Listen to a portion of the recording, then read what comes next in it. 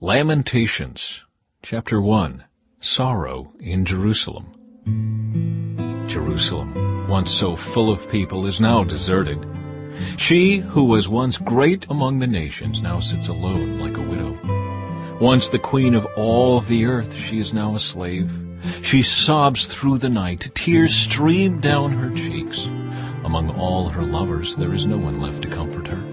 All her friends have betrayed her and become her enemies. Judah has been led away into captivity, oppressed with cruel slavery. She lives among foreign nations and has no place of rest. Her enemies have chased her down, and she has nowhere to turn. The roads to Jerusalem are in mourning, for crowds no longer come to celebrate the festivals. The city gates are silent.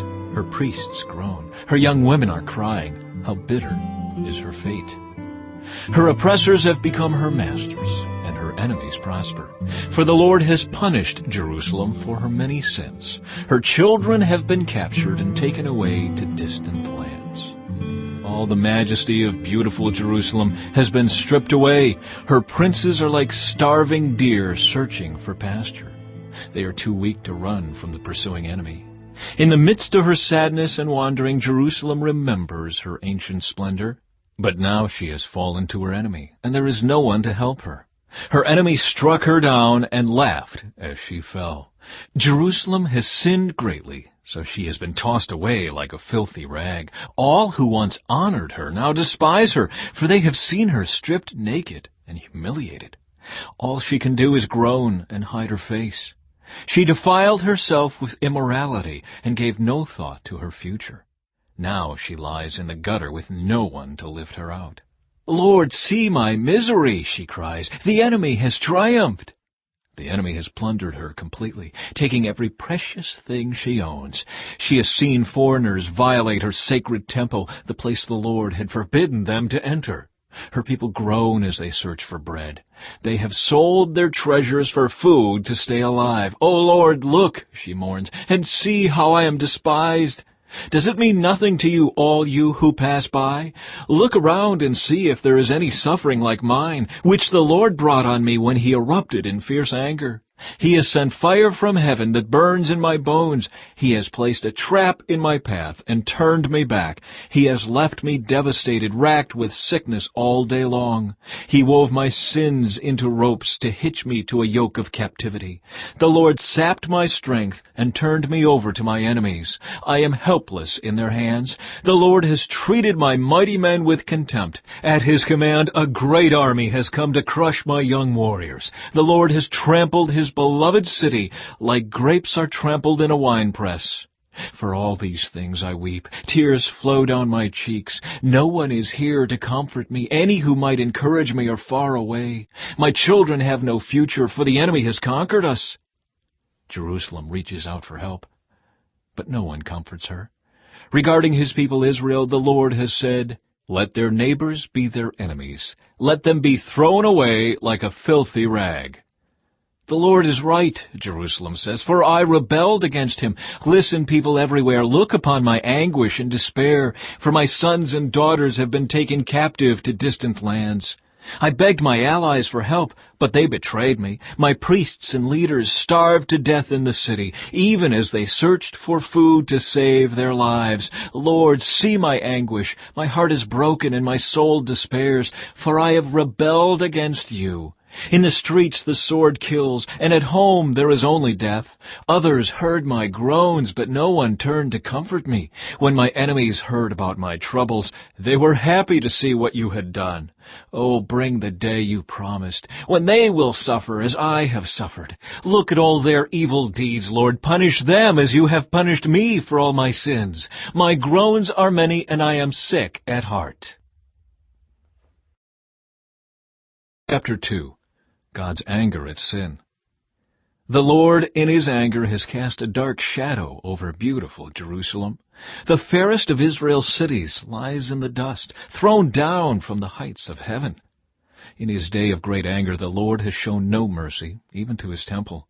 Without mercy, the Lord has destroyed every home in Israel.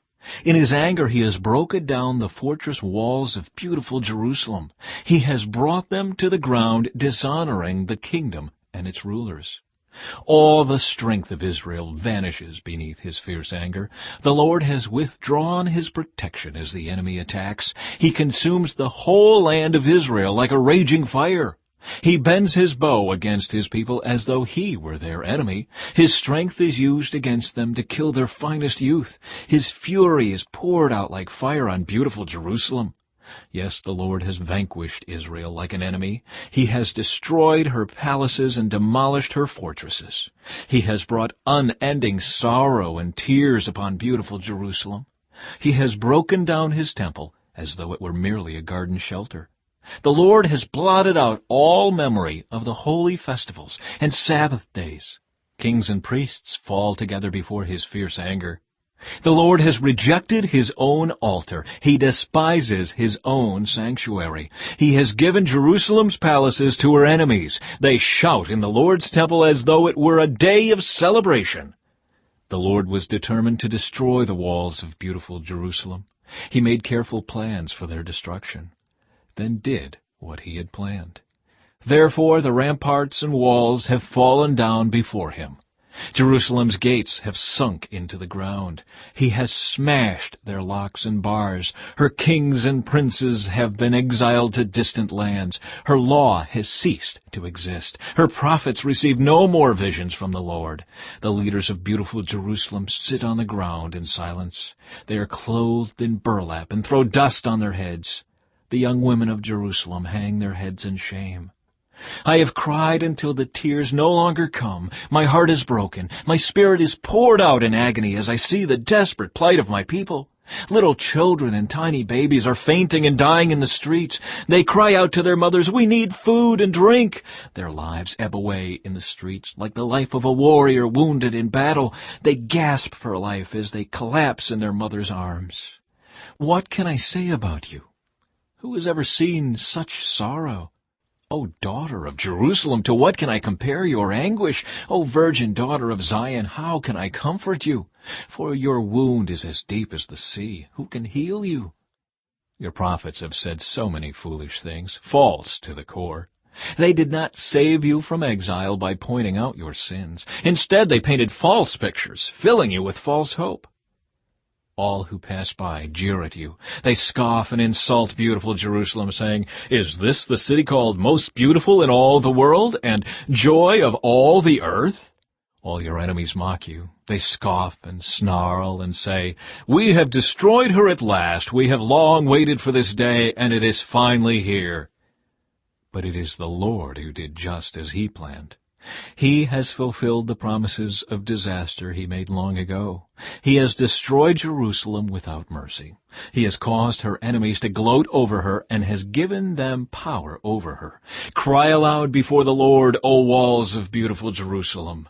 Let your tears flow like a river, day and night. Give yourselves no rest. Give your eyes no relief. Rise during the night and cry out. Pour out your hearts like water to the Lord. Lift up your hands to him in prayer, pleading for your children, for in every street they are faint with hunger.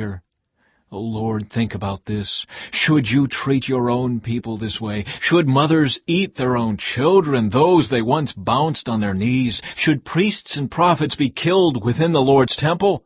See them lying in the streets, young and old, boys and girls, killed by the swords of the enemy. You have killed them in your anger, slaughtering them without mercy. You have invited terrors from all around, as though you were calling them to a day of feasting. In the day of the Lord's anger, no one has escaped or survived. The enemy has killed all the children whom I carried and raised. Chapter 3. Hope in the Lord's faithfulness. I am the one who has seen the afflictions that come from the rod of the Lord's anger. He has led me into darkness, shutting out all light. He has turned his hand against me again and again, all day long. He has made my skin and flesh grow old. He has broken my bones. He has besieged and surrounded me with anguish and distress. He has buried me in a dark place like those long dead.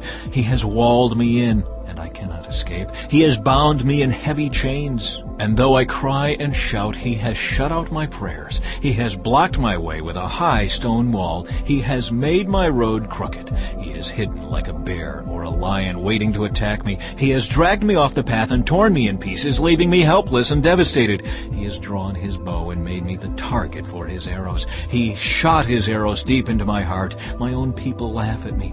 All day long they sing their mocking songs. He has filled me with bitterness and given me a bitter cup of sorrow to drink. He has made me chew on gravel. He has rolled me in the dust. Peace has been stripped away, and I have forgotten what prosperity is. I cry out, my splendor is gone. Everything I had hoped for from the Lord is lost. The thought of my suffering and homelessness is bitter beyond words. I will never forget this awful time as I grieve over my loss. Yet, I still dare to hope when I remember this. The faithful love of the Lord never ends. His mercies never cease. Great is His faithfulness. His mercies begin afresh each morning. I say to myself, the Lord is my inheritance. Therefore I will hope in Him. The Lord is good to those who depend on Him, to those who search for Him. So it is good to wait quietly for salvation from the Lord. And it is good for people to submit at an early age to the yoke of His discipline. Let them sit alone in silence beneath the Lord's demands. Let them lie face down in the dust, for there may be hope at last. Let them turn the other cheek to those who strike them, and accept the insults of their enemies. For no one is abandoned by the Lord forever. Though He brings grief, He also shows compassion, because of the greatness of His unfailing love. For He does not enjoy hurting people or causing them sorrow. If people crush underfoot all the prisoners of the land, if they deprive others of their rights in defiance of the Most High, if they twist justice in the courts, doesn't the Lord see all these things? Who can command things to happen without the Lord's permission? Does not the Most High send both calamity and good? Then why should we, mere humans, complain when we are punished for our sins? Instead, let us test and examine our ways. Let us turn back to the Lord. Let us lift our hearts and hands to God in heaven and say, we have sinned and rebelled, and you have not forgiven us. You have engulfed us with your anger, chased us down, and slaughtered us without mercy. You have hidden yourself in a cloud so our prayers cannot reach you. You have discarded us as refuse and garbage among the nations. All our enemies have spoken out against us. We are filled with fear, for we are trapped, devastated, and ruined. Tears stream from my eyes because of the destruction of my people. My tears flow endlessly. They will not stop until the Lord looks down from heaven and sees. My heart is breaking over the fate of all the women of Jerusalem. My enemies, whom I have never harmed, hunted me down like a bird. They threw me into a pit and dropped stones on me. The water rose over my head, and I cried out, this is the end. But I called on your name, Lord, from deep within the pit. You heard me when I cried, listen to my pleading. Hear my cry for help. Yes, you came when I called. You told me, do not fear. Lord, you are my lawyer. Plead my case, for you have redeemed my life. You have seen the wrong they have done to me, Lord. Be my judge and prove me right. You have seen the vengeful plots my enemies have laid against me. Lord, you have heard the vile names they call me. You know all about the plans they have made. My enemies whisper and mutter as they plot against me all day long. Look at them. Whether they sit or stand, I am the object of their mocking songs. Pay them back, Lord, for all the evil they have done. Give them hard and stubborn hearts, and then let your curse fall on them. Chase them down in your anger, destroying them beneath the Lord's heavens. Chapter 4. God's Anger Satisfied. How the gold has lost its luster.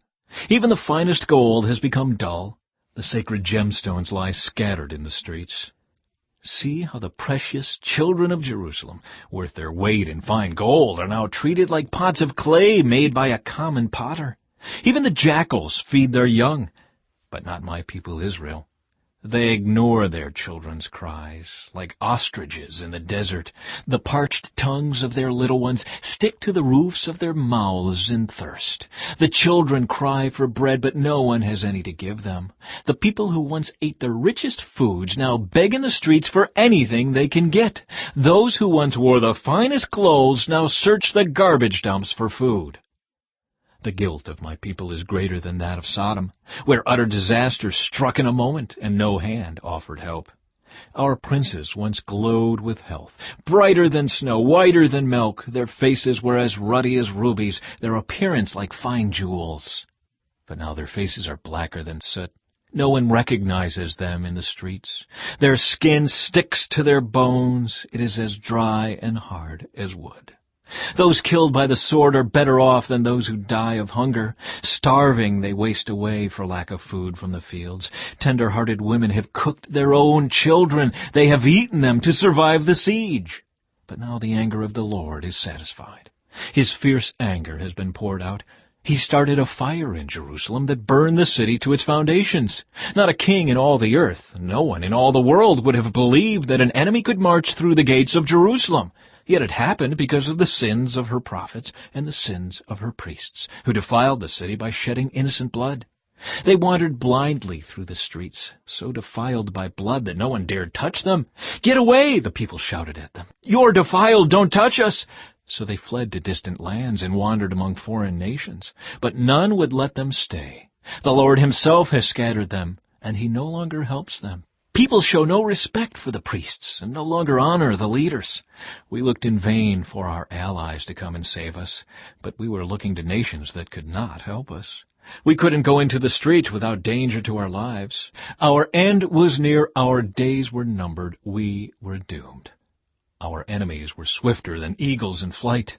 If we fled to the mountains, they found us. If we hid in the wilderness, they were waiting for us there.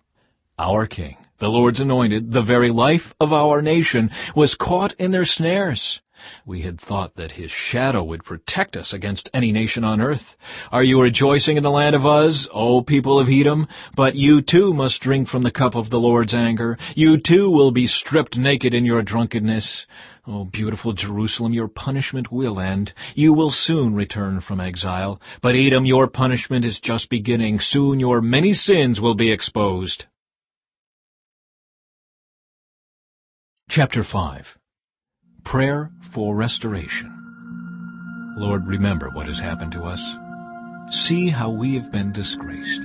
Our inheritance has been turned over to strangers, our homes to foreigners. We are orphaned and fatherless.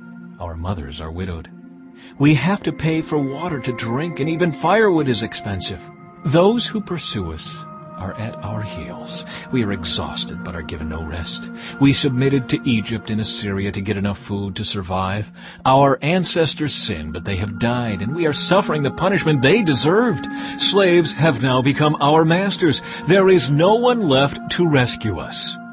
We hunt for food at the risk of our lives, for violence rules the countryside. The famine has blackened our skin as though baked in an oven. Our enemies rape the women in Jerusalem and the young girls in all the towns of Judah. Our princes are being hanged by their thumbs, and our elders are treated with contempt. Young men are led away to work at millstones, and boys stagger under heavy loads of wood. The elders no longer sit in the city gates. The young men no longer dance and sing. Joy has left our hearts. Our dancing has turned to mourning. The garlands have fallen from our heads. Weep for us because we have sinned. Our hearts are sick and weary, and our eyes grow dim with tears, for Jerusalem is empty and desolate, a place haunted by jackals. But Lord, you remain the same forever. Your throne continues from generation to generation. Why do you continue to forget us? Why have you abandoned us for so long? Restore us, O Lord, and bring us back to you again. Give us back the joys we once had. Or have you utterly rejected us? Are you angry with us still?